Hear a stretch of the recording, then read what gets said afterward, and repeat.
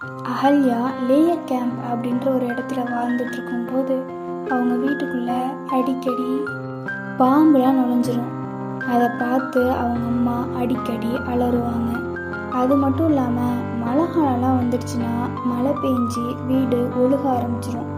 அப்படி ஒழுகிற தண்ணி குழந்தைங்க மேலே பட்டு குழந்தைங்க தூக்கத்துலேருந்து எந்திரிச்சிருவாங்க. அப்படின்றதுக்காக அவங்க அம்மா பெரிய பாத்திரத்தை எடுத்து அந்த ஒழுகிற இடத்துலலாம் வச்சு தண்ணி பிடிப்பாங்க. அதில் பட்டு தரிக்கிற தண்ணி அகல்யா மேலே பட்டு பல நாள் சிலிர்ப்பை உண்டாக்கியிருக்கு. சில நாள் அவங்களோட தூக்கத்தையே கெடுத்திருக்கு. அந்த சட்டியில் அந்த சொட்டுற சத்தம் கேட்டு அகல்யா பல நாள் தூக்கம் இல்லாமல் இருந்திருக்காங்க. அப்படி தூக்கம் இல்லாத ஒவ்வொரு இரவும் அகல்யா ஒரு அழகான பெரிய வீட்டையும் அவங்களுக்கான ஒரு அழகான அறையையும் கதகதப்பான மெத்தையையும் அதில் படுத்து உறங்குற மாதிரியும் ஒரு கனவை தான் அவங்க காணுவாங்க. அப்பையிலேருந்தே வீடு பற்றின கனவு அவங்களுக்கு அதிகமாகிட்டே இருந்துச்சு. ஒழுகிற வீட்டை பற்றி அவங்க அம்மா எவ்வளோதான் அவங்க அப்பா கிட்ட குறை சொன்னாலும் அவங்க அப்பா அதை கேட்குற மாதிரியே இல்லை. ஒரு வீடு கட்டினா என்ன அப்படின்னு அவங்க அப்பாக்கிட்ட அவங்க அம்மா ஒவ்வொரு முறை கேட்கும்போதும் நம்ம கடைசி காலத்தில் நம்ம சொந்த ஊருக்கு போய் நம்ம பூர்வீக வீட்டில் நம்மளோட கடைசி காலத்தை கழிச்சிக்கலாம், நமக்கு எதுக்கு இந்த ஊரில் வீடு அப்படின்னு சொல்லி தட்டி கழிச்சிடுவார். அப்படி போய் பூர்வீக வீட்டில் வாழ வேண்டிய அவசியமே இல்லாமல் 53 வயசுலேயே அவங்க அப்பா இறந்துட்டார். இப்போது அவங்க அம்மாவோட நிலைமை தான் திண்டாட்டமாக இருக்குது. சின்ன பையன் வீட்டில் ஒரு நாள், பெரிய பையன் வீட்டில் ஒரு நாள்னு மாறி மாறி தங்கிட்டு இருக்காங்க. அவங்களுக்கு நிம்மதின்ற ஒன்றே இல்லை. வீடு இல்லாதவங்களுக்கு நிம்மதியான உறக்கமே இருக்காது அப்படின்னு சொல்கிறாங்க. அது உண்மைதானோ என்னமோ, அகல்யாவோட அம்மா இது வரைக்கும் ஆழ்ந்து தூங்கினதாவே அகல்யாவுக்கு ஞாபகம் இல்லையா. ஒரு சின்ன இலை உதிர்ற சத்தம், உருண்டோடுற ஏதோ ஒரு பொருளோட சத்தம் எது கேட்டாலுமே அவங்க அம்மா விழிச்சு பார்ப்பாங்களாம். அந்த அளவுக்கு மேம்போக்கான தூக்கத்தில் தான் அவங்க எப்பயுமே இருப்பாங்களாம். ஒரு ஆழ்ந்த தூக்கத்தை தன்னோட தாய் பெறாமல் இருக்கிறதுக்கு ஒரு முக்கிய காரணமாக அகல்யா நினைக்கிறது அவங்களுக்குன்னு ஒரு சொந்த வீடு இல்லாதது தான். அந்த பழக்கம் இப்போ அகல்யாவுக்கும் வந்துடுச்சு. எதையாவது யோசிச்சுட்டு இப்போ அகல்யாவும் முழுமையான தூக்கத்தில் ஈடுபட முடியல. அவங்க அப்பப்போ யோசித்து பார்ப்பாங்க.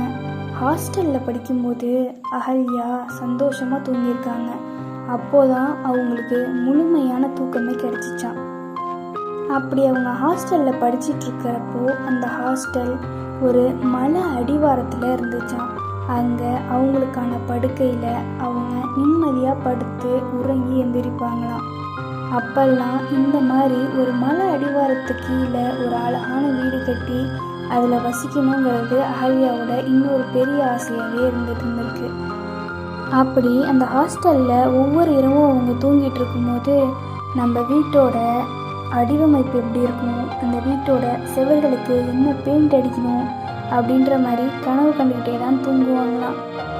அது மட்டும் இல்லாமல் எந்த மாதிரி டிசைனில் நம்ம சோபா வாங்கி போடுறது, எந்த மாதிரி கட்டில் வாங்கி போடுறது, எந்த மாதிரி ஃப்ரிட்ஜு கிச்சன் எந்த மாதிரி அமைப்பில் இருக்கணும், அது மாதிரிலாம் அகல்யா யோசிச்சுட்டே இருப்பாங்களாம்.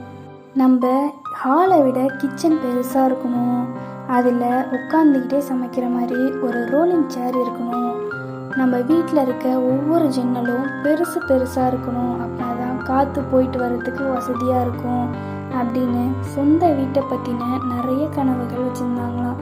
காய்கறி கீரை அப்படின்னு தோட்டம்லாம் நம்ம வீட்டை சுற்றி வச்சுருக்கணும் அப்படின்னு அவங்க கனவு வீட்டை கொஞ்சம் கொஞ்சமாக கற்பனை பண்ண மாதிரியே இந்த ஹாஸ்டலோட பெட்டில் படுத்து தூங்கிட்டு இருப்பாங்களாம் நம்ம அகல்யா. இதெல்லாம் என்ன பைத்தியக்காரத்தனமாக இருக்குது அப்படின்னு அகல்யாவுக்கே அப்பப்போ தோணும். ஆனாலும் அப்படி ஒரு வீட்டை கண்டிப்பாக தன்னோட வாழ்நாளில் நம்ம கட்டுவோம் அப்படின்ற நம்பிக்கையோடு அவங்க தூங்குவாங்க. அவங்களோட அந்த கனவு இது வரைக்கும் நிறைவேறலை. ஆனால் அவங்க 620 சதுர அடி கொண்ட ஒரு சின்ன ஃப்ளாட்டை வாங்கி அதில் ஒரு சின்ன வீடாக கட்டி அவங்க அதில் தான் இப்போ வாழ்ந்துட்டு வந்துட்டுருக்காங்க. அகல்யாவுக்கு கல்யாணம் ஆகி 21 வருஷம் ஆயிடுச்சு. அவங்களுக்கு மூத்த பையன் இருக்கான். அவன் இன்ஜினியரிங் படிச்சிட்டு இருக்கான். இளையவங்க பொண்ணு, அவங்க பேரு சுபத்ரா, 9வது படிச்சுட்டு வராங்க.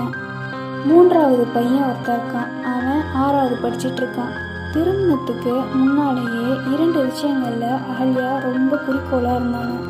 அது என்னன்னா, அரசு வேலை செய்கிறவங்கள திருமணம் பண்ணிக்க கூடாது, சொந்த தொழில் செய்கிறவங்கள தான் திருமணம் பண்ணிக்கணும். அப்படின்னா தான் அவங்க சீக்கிரமாக சம்பாதிச்சு பெரிய வீடு கட்டுவாங்க அப்படின்னும், இன்னும் என்னன்னா ஒரே ஊர்லேயும் வாழ முடியும் அப்படின்றதுனாலையும், 2வது காரணம் என்னென்னா தான் கல்யாணம் ஆனாலும் கண்டிப்பாக சொந்தமாக வேலைக்கு போய் சம்பாதிக்கணுங்கிறது தான்.